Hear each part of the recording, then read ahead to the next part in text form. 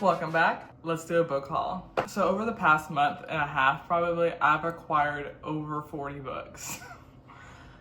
Because here's the thing, buying a book versus reading that book, two different hobbies. So I'm in my cozy clothes. You get in your cozy clothes, get you a little snack because this is going to be a long video, I fear. And let's go over all the books that I bought. In my giant pile I have here, a lot of them are going to be secondhand or from a thrift store or from a little free library. And then I have 4 or 5 that are from a actual like bookstore like Barnes & Noble. I have several different genres. I have some YA books, I have thriller, mystery, I have sci-fi, I have literary fiction, I have some romance. So we're gonna go ahead and get started. So let's do YA first. So starting off, we have Catching Fire by Suzanne Collins. Now, we all know and love this book. I love this book. I purchased this copy to replace one that is no longer in my possession. It is at my aunt's house. Also, if you can hear my air conditioning, so sorry, but I live in Alabama. It's 78 degrees today.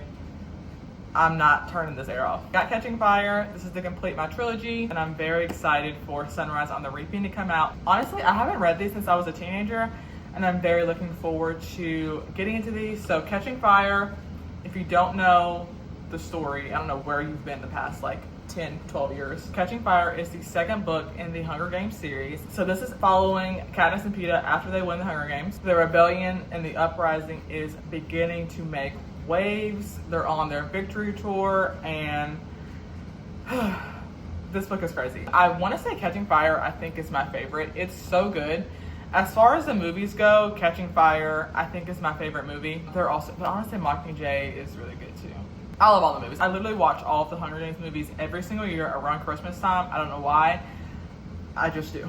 But anyways, Catching Fire, super excited to have this back in my collection. So the next book that I have, and I actually just finished this last week, Ace of Spades by Farika Abida and Mine. And this is an academic thriller slash mystery. In Ace of Spades, we follow Chiamaka and Devon, and they are the only 2 Black children in a prestigious private school. And then one day, an anonymous texter called Aces starts spreading lies and rumors about Chiamaka and Devon. So if you're a fan of like Pretty Little Liars, Gossip Girl, the movie Get Out with Daniel Kaluuya, this is very much inspired very heavily by that. This was super good. I really enjoyed it. It definitely was hitting a little close to home for some of the themes in here, but I really like this book and I definitely recommend it. There is a book buying tip. If you have like one of those discount stores or like one of those overstock stores in your town, check those out, because sometimes, sorry if I'm not looking at the camera, I have like a monitor behind me, but because a lot of times they will be selling books from department stores or bookstores that haven't sold,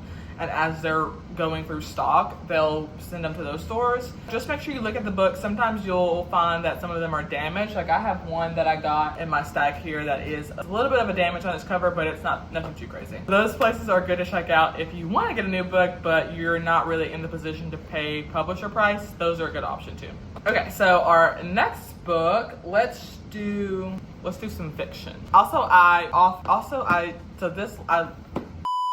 I literally got this one in the mail yesterday, and that is Where Sleeping Girls Lie. This is also by Farida Abika Amine. This is another one of her academic thrillers. And this is about our main character, Sade. She is going to a boarding school, and her roommate... And they were roommates. Oh my God, they were roommates. Goes missing one night, and she gets blamed for killing her. So she has to try and solve the mystery of what happened to her friend and also clear her name. I have not read this yet, but I hear it's pretty good. I feel like YA thrillers are a good, just like middle ground. They're nothing too...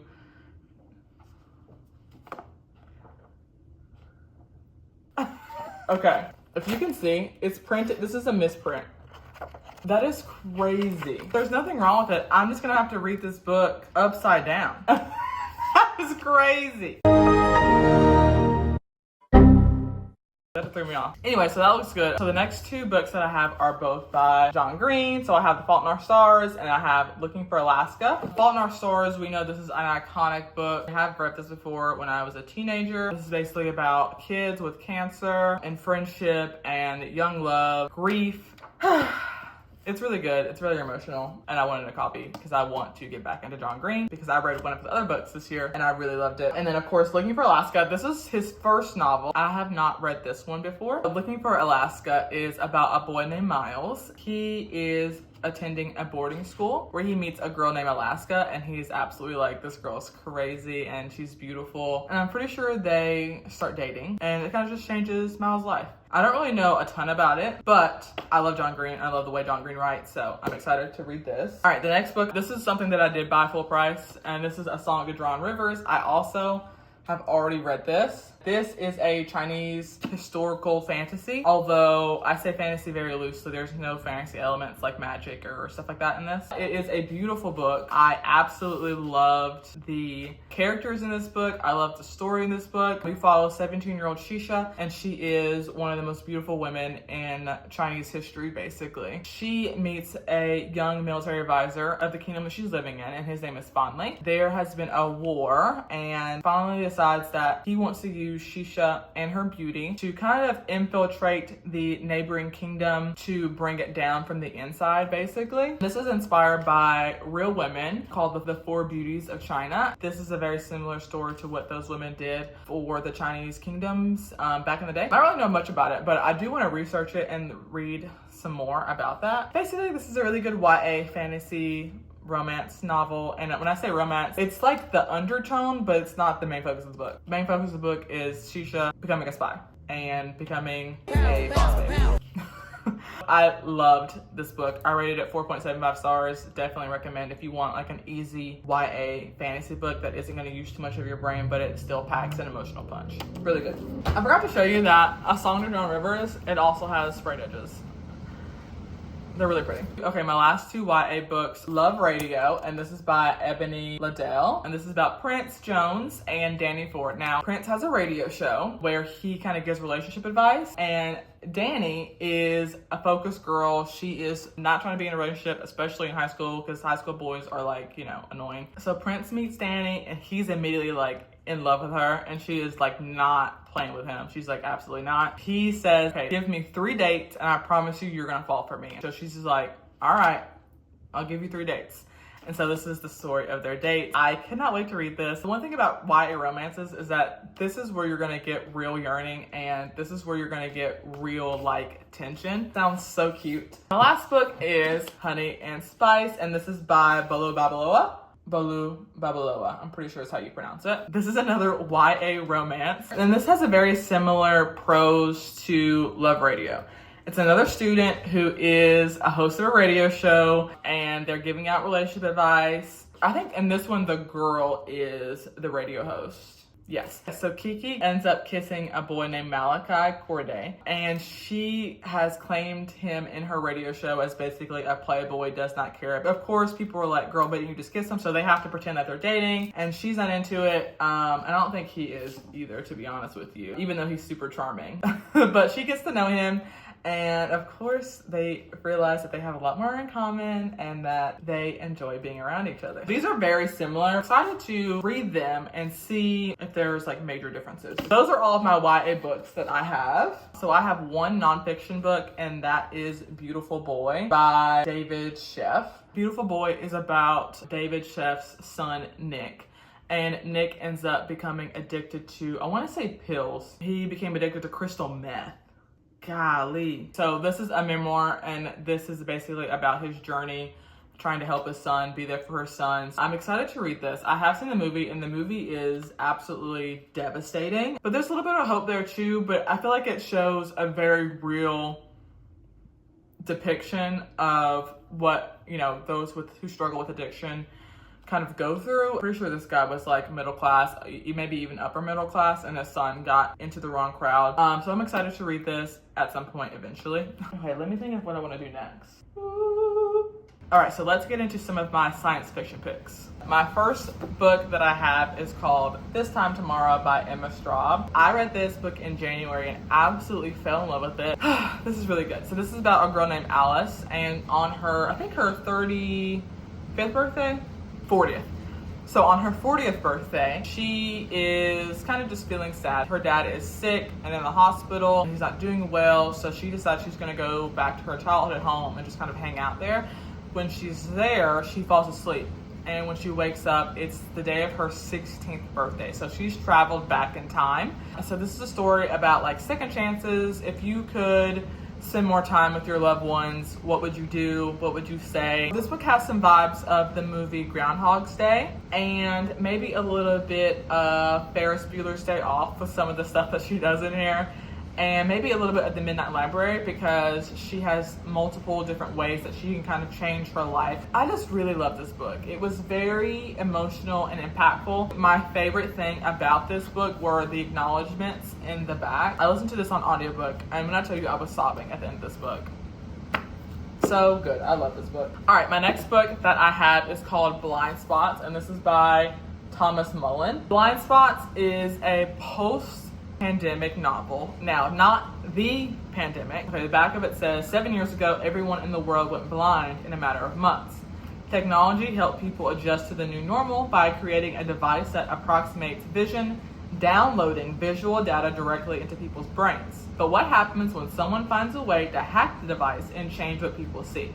So this is kind of giving a little bit of Black Mirror, which I love Black Mirror. It reminds me of the episode, The Entire History of You, or something like that. That first season of Black Mirror is incredible. The next one is something I'm going to be reading in a couple of weeks. I actually got this off of Pango, and Pango is it's kind of like Facebook Marketplace, Mercari, eBay, but an app where it's specifically for books that you can buy and sell from. And I was able to get this brand new copy of Project Hail Mary for literally $10. I cannot wait to read this book. It's very highly rated. I have not seen anybody rate this lower than like 4 stars. And this is about, let's read the flap. Ryland Grace is the sole survivor on a desperate last chance mission, and if he fails, humanity and Earth itself will perish. Except right now, he doesn't know that. He can't remember his own name, let alone the nature of his assignment or how to complete it. All he knows is that he's been asleep for a very, very long time, and he's just been awakened to find himself millions of miles from home with nothing but 2 corpses for company. Oh, sheesh. That's crazy. His crewmate's dead, his memories fuzzily returning. Ryland realizes that an impossible task now confronts him. Hurtling through space on this tiny ship, it's up to him to puzzle out an impossible scientific mystery and conquer an extinction-level threat to our species. And with the clock ticking down and the nearest human being light years away, he's got to do it all alone. Or does he? An irresistible interstellar adventure as only Andy Weir could imagine it, Project Hail Mary is a tale of discovery, speculation, and survival to rival The Martian, while taking us to places it never dreamed of going. I'm super excited to read this book. Everyone says to listen to the audiobook from Audible, so I have that. I am going to immersive read with this. Very excited for this book. That completes sci-fi. Let's move into thrillers. Oof, I got a lot of those. Starting off with my favorite author, even though I've read only one book by him, and that is S.A. Cosby. So I have All the Sinners Bleed, which I read this in January, and this was 5 stars for me. Maybe even 6 stars. Like, this is an incredible book. And then we have Blacktop Wasteland, and this will be my second book by him. I love S.A. Cosby. If S.A. Cosby has no fans, I'm dead, okay? So, All the Sinners Bleed. This is about Titus, and he is the first Black sheriff in Sharon County, Virginia. And on the anniversary of his election, there's a school shooting involving a Black student. The town thinks it's one reason, but Titus thinks it's another reason, and he keeps digging, and he ends up uncovering a massive, massive mystery. And this is his story. It is incredible. If you're a fan of like Criminal Minds, you will love this book. This one's for all my baby girls. I see your comments, ladies, and they make me smile. 5 stars. I will be rereading it. And then Blacktop Wasteland. So this is about a guy named Bug, and he was a getaway driver. Okay, so life of crime. But he's a family man now. He's not a part of that life anymore. But something happens, I think at work or something, and his kind of world that he's rebuilt kind of starts crumbling. And then he gets a call from one of his old buddies offering him one last job. And he takes it. And of course, one last job never really is one last job. So this is about his story and trying to get his life back on track. And also now dealing with the fact that he's back in the game Cannot wait to read this. I have a feeling it's going to be a 5-star book. Everyone that I've seen that has read this book has rated it very, very highly. So the next book that I have, this is Alien. So Alien is one of my favorite movies like ever. And so this is I don't know if this is the screenplay. Pretty sure the movie idea was original. Either this was the first story that started the movie or the other way, and I don't really remember, but excited to read this. I got this for $1. Like, the spine on it is not broken at all. And I think this is from like the 80s. Like, this is an awesome find. The next book I have is called Taken by D. Henderson. Now, this book I have heard approximately 0 people talk about. But basically, this is about a girl who got abducted at the age of 16. Her name is Simone, and she was abducted and then forced to live in a crime family. So it's giving mafia vibes a little bit. So she was able to escape, right? So now she's living a normal life. But then she also knows she's got some unfinished business that she's gonna take care of. So basically, this is about her trying to stay hidden from the family, because once you're in the mafia, like, there's only one way you're getting out, and that is not the way she took. I like a good mafia story, like, that's fun. This is The It Girl by Ruth Ware. So this story follows April, and April is going to school at Oxford where she meets Hannah. And they instantly become friends, and Hannah is definitely like a cool girl in school. Everyone loves her, she's super popular. They get a little friend group, and by the end of the next semester, April's dead. Then we get a time jump 10 years in the future, and all of a sudden this reporter comes knocking on April's door like, hey girl, I got some evidence against you, and it's not looking too hot. So this is a story about, I'm assuming, April trying to clear her name or figure out what happened to her friend. I bet the boyfriend did it. Okay, the next book that I have is The Last Thing He Told Me, and this is by Laura Dave. I'm gonna read the flap for this because I don't really know about this book. Okay, before Owen Michaels disappears, he manages to smuggle a note to his beloved wife of 1 year. Protect her. Despite her confusion and fear, Hannah Hall knows exactly whom the note refers. Owen's 16-year-old daughter, Bailey. Bailey, who lost her mother tragically as a child. Bailey, who wants absolutely nothing to do with her new stepmother. As Hannah's increasingly desperate calls to Owen go unanswered, as the FBI arrests Owen's boss, as a U.S. Marshal and federal agents arrive at her Sausalito? I've never heard that in my life. The FBI comes to her house, okay? Hannah realizes that her husband isn't who he said she was, and that Bailey just may hold the key to figuring out what Owen's true identity and why he really disappeared. Hannah and Bailey set out to discover the truth, but as they start putting together the pieces of Owen's past, they soon realize they are also building a new future, one neither of them could have anticipated. That was a struggle to read. Hopefully it's good. It also came with this ugly little bookmark. Look how ugly that bookmark is. My next book is Woman in the Window by A.J. Finn. Now, I have not read the book, but I have watched the movie, so I do kind of know what happens. But I am excited to read this. So, it isn't paranoia if it's really happening. Anna Fox lives alone, a recluse in her New York City home, unable to venture outside. She spends her days drinking wine, maybe too much, watching old movies, recalling happier times, and spying on her neighbors. Then the Russells move into the house across the way. A father, a mother, their teenage son. The perfect family. But when Anna, gazing out her window one night, sees something she shouldn't, her world begins to crumble, and its shocking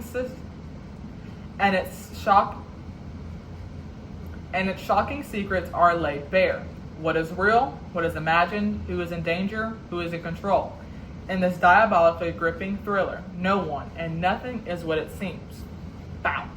Okay, so Woman in the Window is giving, if you've seen the movie Rear Window, which is one of my favorite Alfred Hitchcock movies, like, it's, oh my god, that movie is so good. I really enjoyed the movie when I watched it and was like gagged. I'm excited to read this book. Our next book is Bright Young Women. I also got this in a free little library. So January 15th, 1978 is A Night of Promise. A serial killer's escape in Aspen, Colorado couldn't be further from the minds of the busy young women at the top sorority on Florida State University's campus in Tallahassee. Sorority president Pamela Schumacher spends the night glued to her desk, cradling her textbook like a pillow. Startled awake at 3 a.m. by a strange sound, she makes the fateful decision to investigate. What she finds outside her bedroom door is the scene of implausible violence. 2 of her sisters dead, the other 2 maimed. It's the final murderous spree of the man the papers will soon dub the all-American sex killer.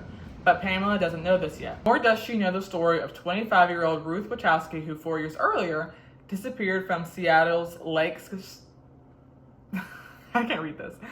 Lake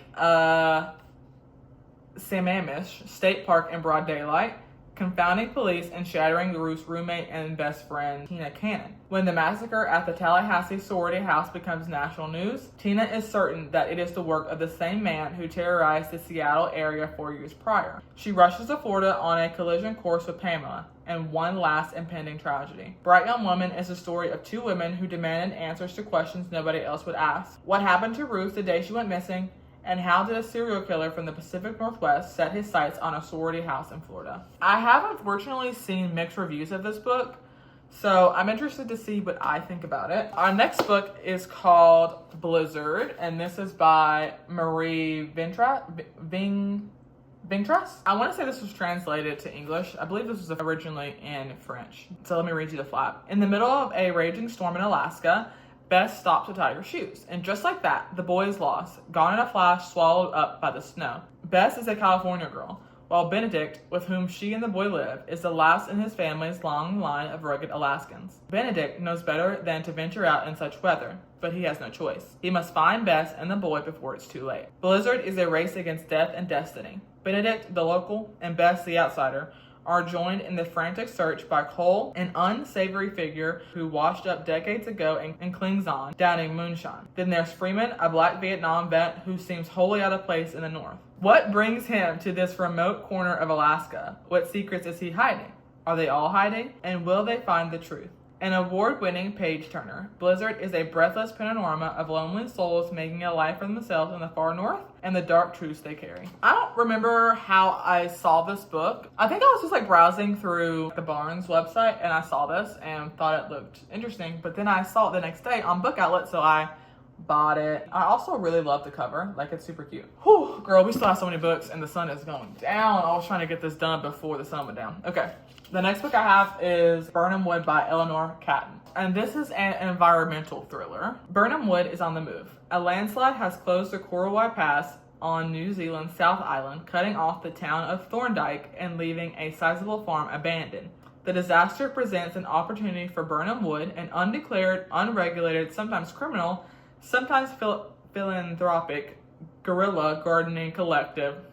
That was a lot of words. That plants crops where no one will notice. For years, the group has struggled to break even. To occupy the farm at Thorndyke would mean a shot at solvency at last. But the enigmatic American billionaire Robert Lemon also has an interest in the place. He has snatched it up to build his end times bunker, or so he tells Burnham's founder, Mira, when he catches her on the property. He's intrigued by Mira and by Birnam Wood. Although they're poles apart politically, it seems Lemon and the group might have enemies in common.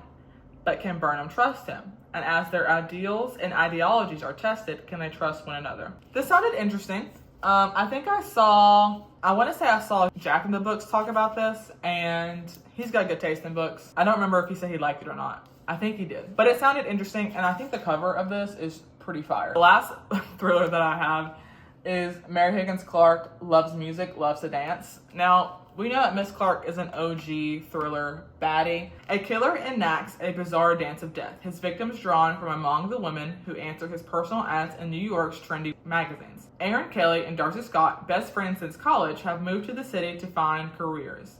Aaron has begun to make her mark as a jewelry designer, and Darcy is embarked on a career of being a decorator. As a lark, the two women have agreed to help another friend with her research for a television documentary of the kinds of people who place and answer personal ads and their experiences. At first, it seems like innocent fun. Then one day, Aaron disappears. Soon after, her body is found on an abandoned Manhattan pier.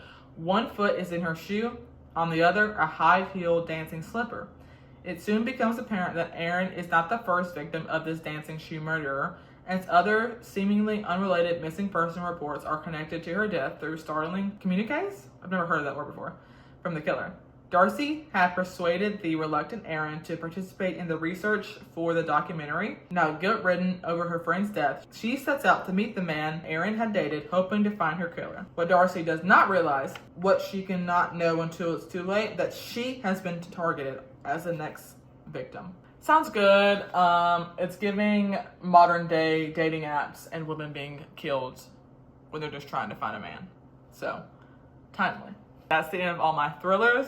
Let's do literary fiction.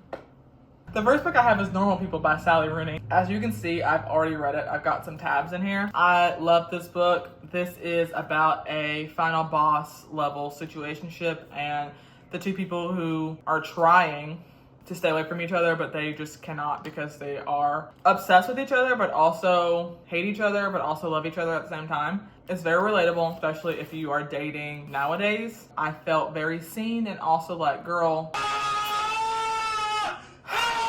very annoyed at these characters. Wanted to throw the book across the room, but at the same time, I get it. Ended up really, really liking it, and I'm looking forward to reading more of her books in the future. The next book I have is Black Cake, and this is by Charmaine Wilkerson. This is actually a TV show now on Hulu. I'm going to read this book and then I'm going to watch the show. So I'm going to read you the back of it. She would do anything to escape her past. In present-day California, Eleanor Bennett's death leaves behind a puzzling inheritance for her two children, Byron and Benny, a traditional Caribbean black cake made from a family recipe with a long history and a voice recording. In her message, Eleanor shares a tumultuous story about a headstrong young swimmer who escapes her island home under suspicion of murder. The heartbreaking tale Eleanor unfolds, the secret she still holds back, and the mystery of a long-lost child challenge everything the siblings thought they knew about their identities and themselves. Can Byron and Benny reclaim their once close relationship, piece together Eleanor's true history, and fulfill her final request to share the black cake when the time is right? Will their mother's revelations bring them back together, or leave them feeling more lost than ever? Charmaine Wilkerson's debut novel is a story of how the inheritance of betrayals, secrets, memories, and even names can shape relationships and history. Black Cake is an extraordinary journey through the life of a family changed forever by the choices of its matriarch.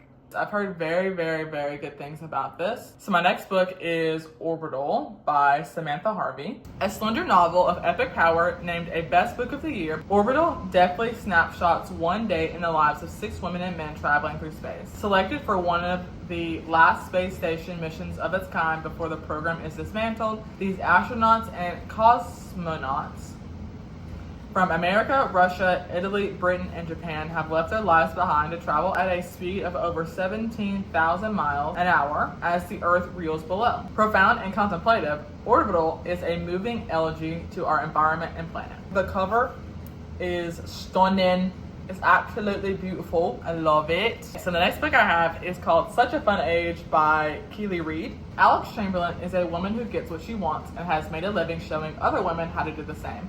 So she is shocked when her babysitter, Emira Tucker, is confronted while watching the Chamberlain's toddler one night in the aisles of their high-end supermarket. The store's security guard, seeing a young black woman out late with a white child, accuses Emira of kidnapping. A small crowd gathers, a bystander films everything, and Emira is furious and humiliated. Alex resolves to make things right. But Emira herself is aimless, broke, and wary of Alex's desire to help. At 25, she's about to lose her health insurance and has no idea what to do with her life. When the video of Emira unearths someone from Alex's past, both women find themselves on a crash course that will upend everything they think they know about themselves and each other. I've had a couple friends who have read this that they love this book. It sounds very interesting and probably very relatable as well. The next book I have is One Italian Summer by Rebecca Searle. And I think this is a fiction, but it's also got a little bit of a romance in it too. When Katie's mother dies, she is left reeling. Carol wasn't just Kathy's mom, but her best friend and first phone call. Even Katie's husband can't seem to get through to her. She is lost without her anchor. Her mother was her true north. To make matters worse, the mother-daughter trip of a lifetime looms. Going to Positano? Positano? I don't know how to say that. Following the very same route Carol did as a young woman. Katie has been waiting years for Carol to take her, and now suddenly she is faced with embarking on the adventure alone. As soon as she steps foot on the beautiful Amalfi Coast, buoyed by the stunning cliffsides, delectable food, and a charming hotel staff, Katie begins to feel her mother's spirit. And then Carol appears for real, in the flesh, healthy and suntanned and 30 years old. Katie doesn't understand what's happening or how, but over the course of her time in Italy, Katie gets to know Carol in this new form, and soon she must reconcile the mother who knew everything with the young woman who does not yet have a clue. One Italian Summer is Rebecca Searle's next great love story, a transcendent novel about how we move on after loss and how the people we love never truly leave us. So, this sounds so good. Girl, we have so many books. My next book is Good Material by Dolly Alderton, and I have not read anything by her, but I do want to read her memoir. I think it's just everything I know about love. I'll put it here. Andy loves Jen. Jen loved Andy. Past tense. And he can't work out why she stopped. Now he is without a home, waiting for his stand-up career to take off, wondering why everyone else around him seems to have grown up while he wasn't looking. Set adrift on the sea of heartbreak, Andy clings to the idea of solving the puzzle of his ruined relationship. Because if he can find the answer to that, then maybe Jen can find her way back to him. But Andy still has a lot to learn, not least his ex-girlfriend's side of the story. In this sharply funny and exquisitely relatable account of romantic disaster and friendship, Dolly Alderton offers up a love story with two endings, demonstrating once again why she is one of the most exciting writers today and the true voice of a generation. I love the idea of this novel of getting a breakup from like the guy's perspective, because I feel like a lot of romance books, this isn't really a romance book, but maybe it is, I don't really know. But I feel like a lot of books focus on like the girl's POV, so it's gonna be interesting to get like the guy's POV of like a breakup and how he's kind of like dealing with it. Because I feel like girls and guys grieve relationships completely differently. All right, the next book I have is called The Bee Sting, and this is by Paul Murray. Also, let's look at how thick this thing is. This is the thickest book ever. The Barnes family is in trouble. Dickie's once lucrative car business is going under, but Dickie is spending his days in the woods building an apocalypse-proof bunker with a renegade handyman. His wife, Imelda, is selling off her jewelry on eBay and half-heartedly dodging the attention of fast-talking cattle farmer Big Mike, while their teenage daughter, Cass, formerly top of her class, seems determined to binge drink her way through her final exams. As for 12-year-old PJ, he's on the brink of running away. If you wanted to change the story, how far back would you have to go? To the infamous bee sting that ruined Imelda's wedding day? To the car crash 1 year before Cass was born? All the way back to Dickie at 10 years old, standing in the summer garden with his father, learning how to be a real man? The Bee Sting, Paul Murray's exuberantly entertaining new novel, is a tour de force, a portrait of post-crash Ireland, a tragi-comic family saga, and a dazzling story about the struggle to be good at the end of the world. Basically like a downward spiral. I don't know why I had to do the action, but I did. So anyways, I kind of want to read this kind of soon, I think. All right, next book, The Life Impossible by Matt Haig. I got this one in a little free library too. When retired math teacher Grace Winters is left a run-down house on a Mediterranean island by a long-lost friend, curiosity gets the better of her. She arrives in Ibiza, with a one-way ticket, no guidebook, and no plan. Among the rugged hills and golden beaches of the island, Grace searches for answers about her friend's life and how it ended. What she uncovers is stranger than she could have dreamed. But to dive into this impossible truth, Grace must first come to terms with her past. Filled with wonder and wild adventure, this is a story of hope and the life-changing power of a new beginning. And hopefully, I like it. All right, my last fiction is The Vanishing Half by Britt Bennett. Now, I started listening to this on an audiobook, but then I was reading something else at the time and I forgot that I had it checked out, so it actually lapsed and I did not get to finish this. So, the Vigney sisters will always be identical, but after growing up together in a small southern black community and running away at age 16, it's not just the shape of their daily lives that is different as adults. It's everything, including their racial identities. Many years later, one sister lives with her black daughter in the same southern town she once tried to escape. Across the country, the other secretly passes for white, and her white husband knows nothing of her past. Still, although separated by so many miles and just as many lies, the fates of the twins remain intertwined. What will happen when their own daughter's storylines intersect? Weaving together multiple strands and generations, from the deep south to California, from the 1950s to the 1990s, The Vanishing Half is at once a riveting, emotional family story and a brilliant exploration of race, gender, and identity, and the lasting influence of the past as it shapes a person's desires and expectations. When I was listening to it, I was enjoying it. I've literally been recording for an hour and 20 minutes. That is crazy. Let's do romance next. All right, so my first book I'm very excited to have because I want to start a collection of all of her books. I've read every single book that she's written.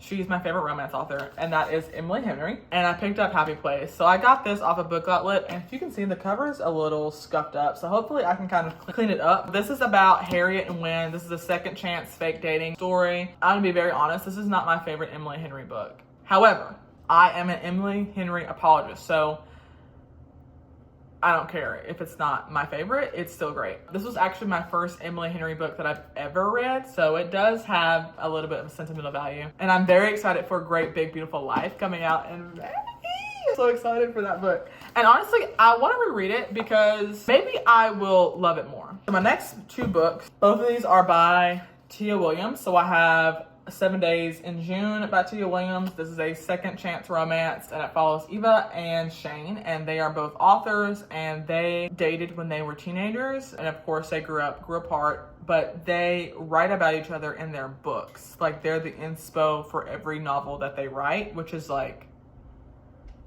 so romantic and beautiful, and like so this is about them meeting again and trying again as adults. Now the next one I read this in February. A Love Song for Ricky Wilde. As I'm more removed from it, I like it a little bit less, but this is still really, really good. This is about Ricky, and she is a wild child. She's a black sheep in her family, and she decides she's gonna move to New York to open a flower shop. And while she's in New York, she randomly keeps running into this man, this beautiful, handsome man, and she cannot shake the feeling that she's supposed to know him. So this book is really beautiful. It is a fairy tale. If you read fantasy books, this is like a fated mate situation. I initially rated it 4.75 stars, but now I do have some issues that I don't love about it. So now I would say I would rate it at like a 4. Very romantic, funny. Like, the side characters in this book are great. I love the side characters. The next book that I have is Hello Stranger by Catherine Center, and I have not read any of her books yet,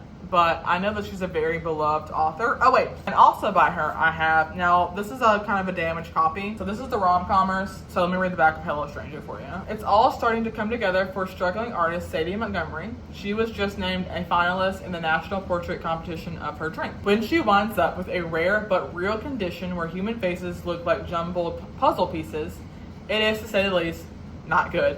With only a few weeks to paint the best portrait of her entire life, Sadie will do anything to reverse her condition and get back to work. But it's anyone's guess when or if that'll happen.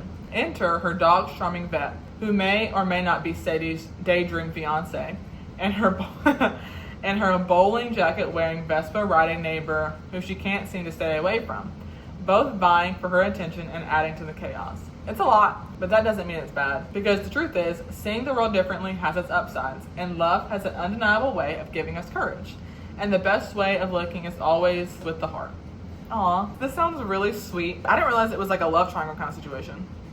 Love that. And then the other Catherine Center book that I have, also the cover is really pretty. Also, it has like these really nice sprayed edges. She's rewriting his love story, but can she rewrite her own? Emma Wheeler desperately longs to be a screenwriter. She's spent her life studying, obsessing over, and writing romantic comedies. Good ones that win contests. But she's also been the sole caregiver for her kind-hearted dad, who needs full-time help. Now, when she gets the chance to rewrite a script for famous screenwriter Charlie Yates, it's too big to pass up. Emma's younger sister steps in for dad duty, and Emma moves to LA for 6 weeks for the writing gig of a lifetime. But what is it that they say? Don't meet your heroes? Charlie Yates doesn't want to write with anyone, much less a failed nobody screenwriter. Jeez. Worse, the romantic comedy he's written is so terrible that it actually might bring on the apocalypse. But he doesn't even care about the script. It's just a means to get a different one greenlit. Oh, and he thinks love is an emotional Ponzi scheme. But Emma's not going down without a fight. She will stand up for herself and for rom-coms and for love itself. She will convince Charlie that love stories matter, even if she has to kiss him senseless to do it. Period. But what if that kiss is accidentally amazing? What if real life turns out to be so much more real than fiction? What if real life turns out to be so much more than real fiction? What if the love story they're writing breaks all of Emma's rules and comes true? This sounds really cute. So this is like enemies to lovers. Somebody says that they compare this to like 27 Dresses in the sense of, you know, she's just kind of like never really gotten the chance to be seen by anybody, and eventually he kind of like sees her. Anyways. My last romance book is This Could Be Us by Kennedy Ryan. And now this is the second book in a series. The first in the series is called Before I Let Go. All of the characters in the first book are kind of like interwoven. So this is about one of the friends named Soledad. So Soledad Barnes has her life all planned out because of course she does. She plans everything. She fixes everything. She's never met a party she couldn't host or a charge she couldn't lead.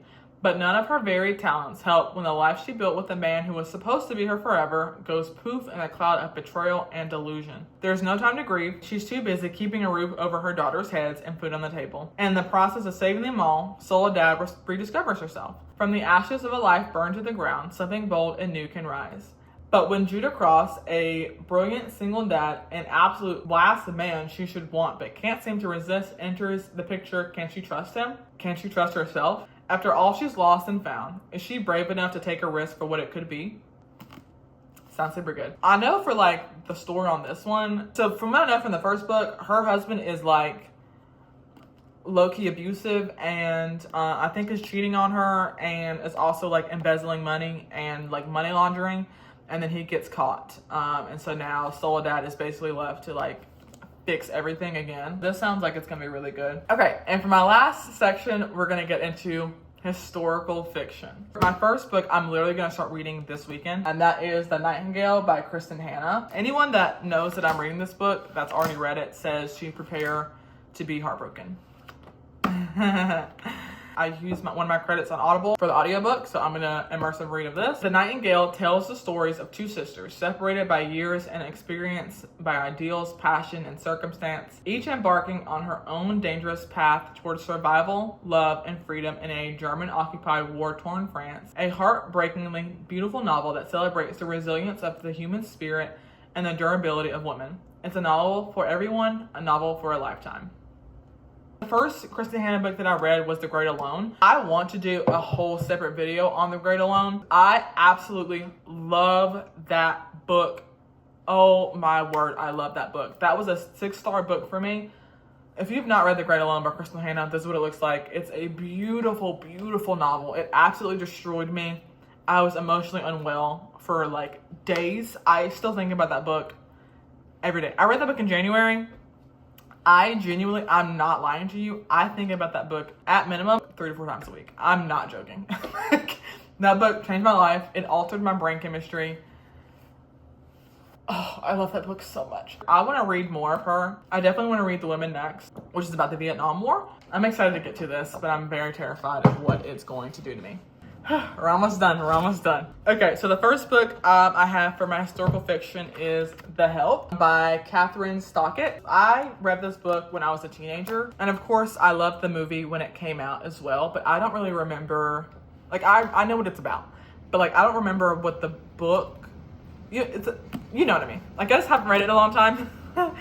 The next book that I have is called Did You Hear About Kitty Carr? And this is by Crystal Smith-Paul. I read this one already in February, but I wanted to get a trophy. I really like this book. So this is similar. People compare this book to Seven Husbands of Evelyn Hugo because it kind of features a dual timeline kind of thing. I rate this book 4 stars. It was really good. Basically, this is about a very, very famous white actress named Kitty Carr, and she has a very illustrious film career. And after her last movie, she kind of disappears. And when she passes away, she actually leaves her multi-million-dollar estate to a black family, and the black family itself, they are famous and are actors and already have a lot of money, so the public is first of all confused of why this random white lady left all of her money to this black family. Also, a lot of people are like, well, they already have millions, like why would they need more money? So this is a story about Kitty and our main character, her name is Elise, and her family. So she starts finding out about Kitty, and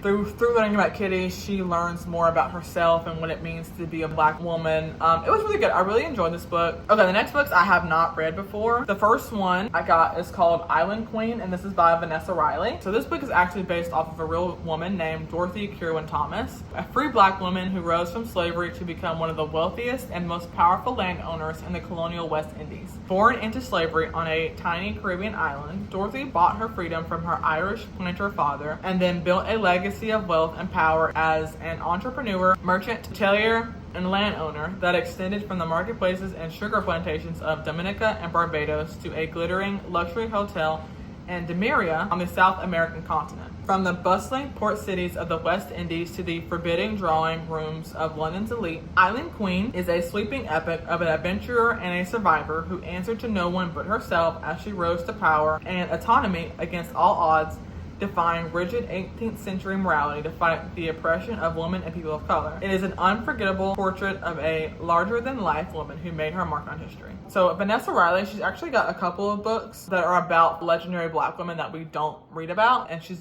basically novelizes, I don't know if that's a word, their lives. So if I like her writing, I'm definitely going to buy more of her books. The idea of bringing the story of a woman we don't hear about in school, and especially now in school, the kids, I'm not even gonna get into that. I think it's really cool to like tell untold stories of Black women. I think that's awesome. The next one is called Take by Hand, and this is by Dolan Perkins Valdez. Montgomery, Alabama, 1973. Fresh out of nursing school, Sybil Townsend intends to make a difference, especially in her African American community. At the Montgomery Family Planning Clinic, she hopes to help women shape their destinies to make their own choices for their lives and bodies. But when her first week on the job takes her along a dusty country road to a worn-down one-room cabin, Sybil is shocked to learn that her new patients, Erica and India, are children. Oh man.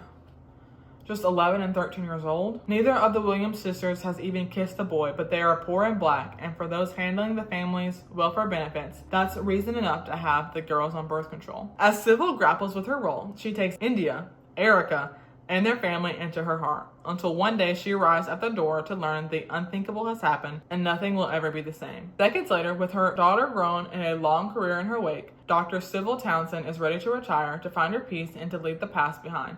But there are people and stories that refuse to be forgotten, that must not be forgotten, because history repeats what we don't remember. Inspired by true events and brimming with hope, Take My Hand is a stirring exploration of accountability and redemption. This definitely is very poignant in the times that we're living in, especially with healthcare and Black women in healthcare. So my next book is called Homegoing, and this is by Yagasi. This is set in 18th century Ghana. Two half-sisters are born into different villages, each unaware of the other. One will marry an Englishman and lead a life of comfort in the palatal homes of the Cape Coast castle. The other will be captured in a raid on her village, imprisoned in the very same castle, and sold into slavery. Homegoing follows the parallel paths of these sisters and their descendants through 8 generations, from the Gold Coast to the plantations of Mississippi, from the American Civil War to Jazz Age Harlem. Yagasi's extraordinary novel illuminates slavery's troubled legacy, both for those who were taken and those who stayed, and shows how the memory of captivity has been inscribed on the soul of our nation. So my next book is called The House of Eve by Sadeka Johnson. So I actually was going to read this in February, but I didn't get to it. 1950s Philadelphia. 15-year-old Ruby Purcell is on track to becoming the first in her family to attend college, but a taboo love affair threatens to pull her back down into the poverty and desperation that has been passed on to her like a birthright. Eleanor arrives in Washington, D.C. with ambition and secrets. When she meets the handsome William Pride at Howard University, they fall madly in love. But William hails from one of D.C.'s elite wealthy Black families, and his parents don't just let anyone into their fold. Eleanor hopes that a baby will make her finally feel at home in William's family and grant her the life she's been searching for. But having a baby and fitting in is easier said than done.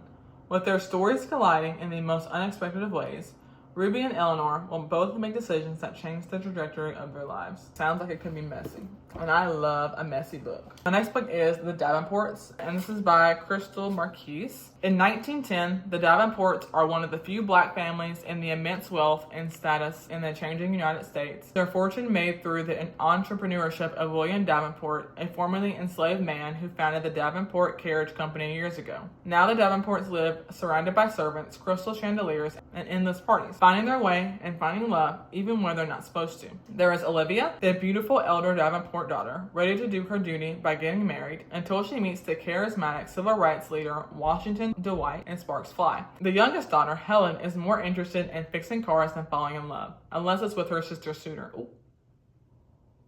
T. Amy Rose, the childhood friend turned maid to the Davenport sisters, dreams of opening her own business and marrying the one man she could never be with. Olivia and Helen's brother John. Oh, okay. But Olivia's best friend Ruby also has her sights set on John Davenport. What? Though she can't seem to keep his interest until family pressure has her scheming to win his heart just as someone else wins hers.